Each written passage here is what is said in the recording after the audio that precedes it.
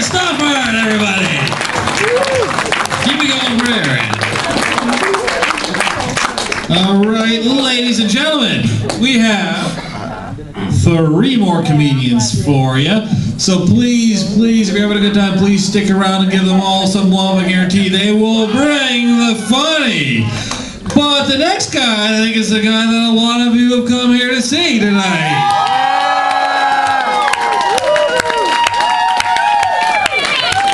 I was worried about mispronouncing his name, so I pulled him aside out there and said, "How do you pronounce your name again? Is it, Steve?" So, ladies and gentlemen, don't get it right. Please give it up for Steve Yaskada!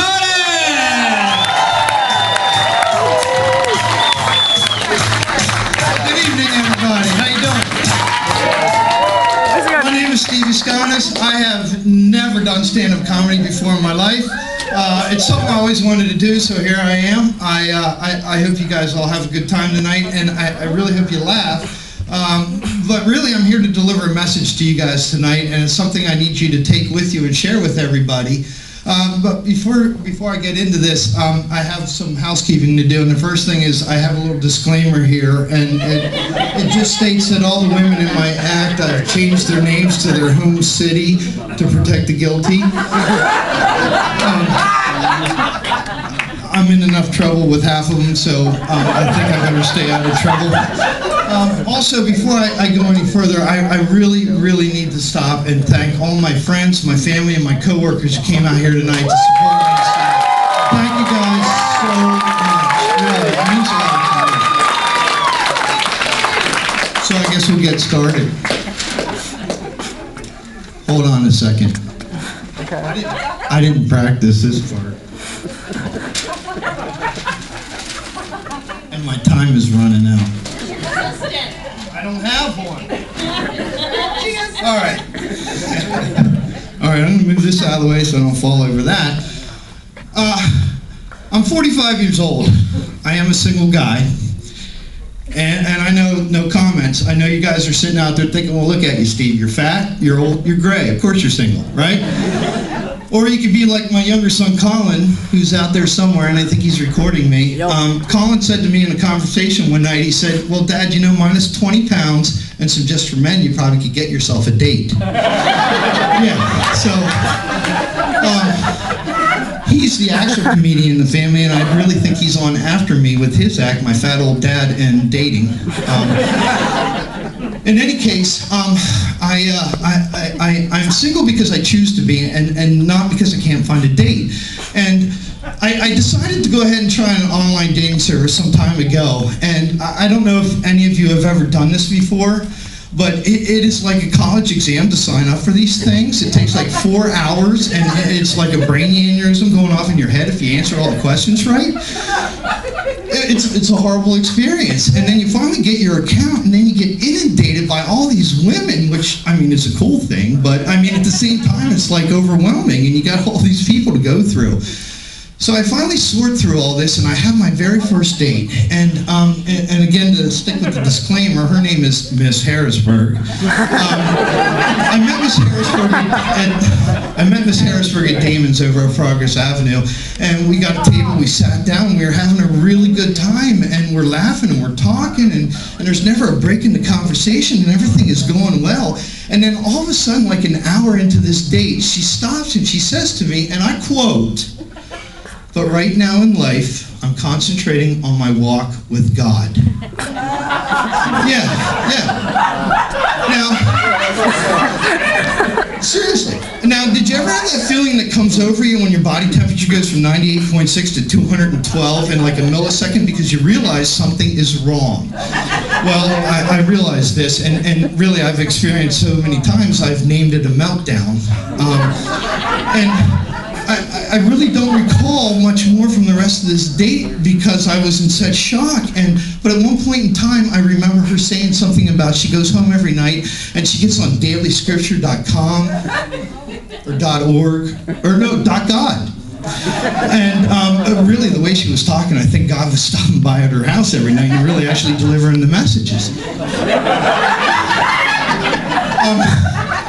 Now, don't get me wrong, I am a a religious person. I went to Catholic school. I was born and raised Catholic. I believe in God. I say my prayers. I'm thankful for all I have. But she's a few chapters ahead of the Bible than I am. So it didn't really work that good. And then my very next date was a week later, and it was right here at Doc Holliday's, believe it or not. And Miss York, and from the time Miss York took the pictures for her profile until she walked through the door in the lobby out there, like 20 to 30 years have elapsed. She looks nothing like her picture. And it was horrible. It was a very difficult date. And then a few dates later, there was Miss Hummelstown. And I met Miss Hummelstown over at the Starbucks over in the outlets in Hershey. And, everything was going good, and I'm sitting there thinking, oh, maybe I finally did it. And we're talking, and we're having a good conversation, and, everything checked out, like the religious thing we got through, and her picture, she looked like her profile, and everything. I'm thinking, this is good, right? And all of a sudden, she stopped talking, and she looks down at her watch, and she says, and I quote, our hour and a half is about up. And of course, a meltdown came over me. And she goes on for the next 10 or 15 minutes explaining to me all these rules of dating, like, you meet in a public place and make sure somebody knows where you're going and describe the person that you're going to be with and all this stuff. And the whole time I'm sitting there thinking, some asshole sat down and wrote this stuff up.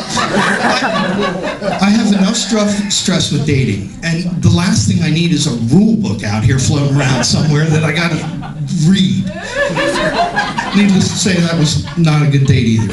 And then, well, there was Miss Ephrata, and of course my profile's up to date, and so she recognized me right away, and she came up, Steve, and I turned around, and the very first thing I noticed is she has this big, thick, long, gray nose hair sticking out of her nose. I am not lying to you people. This is the shit that Steve deals with when he's dating. Well, it was hard to concentrate on anything else with the nose hair. Now, luckily, at one point in the date, it disappeared because I think when she took a bite of her crab cake sandwich, she got a hold of it. And but of all dates I've been on, this is the one I really wanted to use the hour and a half rule on. But I knew I'd abuse it, and I'd be like, hey, 30 minutes is gone, we're done, So, needless to say, well, that didn't work out too well either. And then, there's Miss Mechanicsburg, who wouldn't shut up. And then Miss Palmyra, who after one date thought that every moment of my free time belonged to her. Yeah. And then, and it gets worse for me, and I'm very frustrated in dating. And actually, here's the kind of luck that I have. My friend Matt, who's out in the crowd here somewhere, when we show up at Duke's, and he hones in on somebody, and we walk up, and she introduces herself as Sarah, okay? 5 minutes into the conversation, Matt says to her, so Susan, what do you do? Me and Sarah look at each other, then we look at Matt, and we both said, Sarah, he's still with her. Yeah. Go figure that out. Me, I don't even meet Miss Carlisle, but I post a 1-minute clip of my act on my Facebook page. She sends me a nasty email the next day that says, Steve, I was going to go out with you, but after I saw your clip, I decided I don't want to be material for your act. Yeah. I don't even go out with them and they're dumping me. Yeah, this is me. Yeah. So, and in preparation for this, I noticed that some of the other comedians bring notes up on stage to help them out, and so I thought I would bring notes for me, too. And I would like at this time to really welcome Miss Carlisle to the act. Yeah. So you can see my frustration. In any case, it really wasn't until I met this next woman that things finally came in perspective for me, and I've really settled down, and I'm not so intense about dating. And she was from Allentown. I know, you're thinking, what, Christ, Steve, Allentown, are you desperate?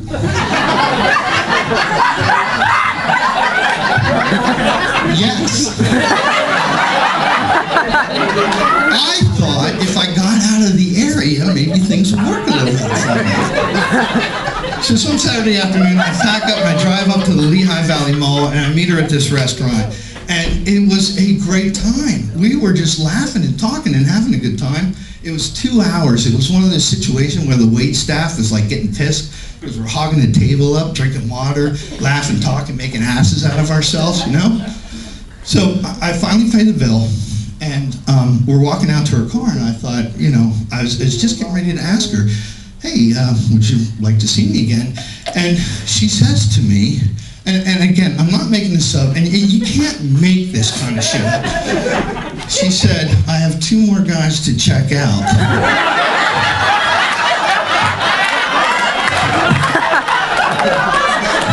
Before I make my decision.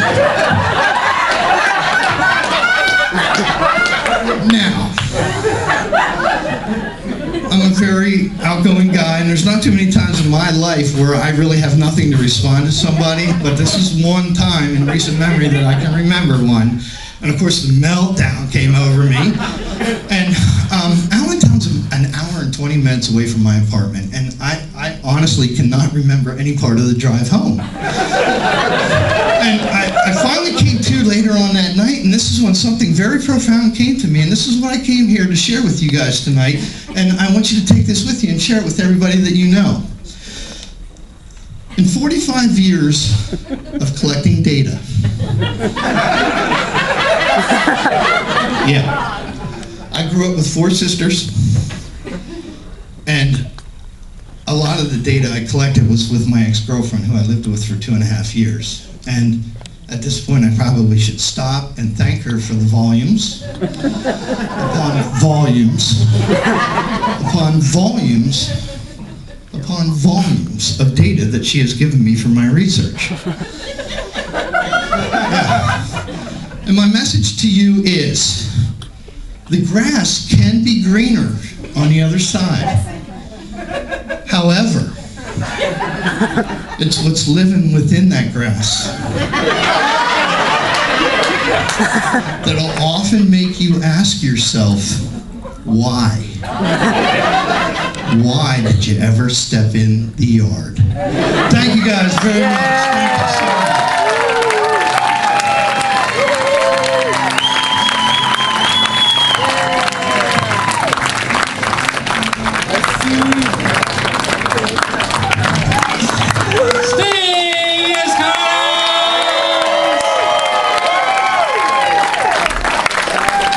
We got 2 more really funny guys ready, so please stick around, ladies and gentlemen, give it up for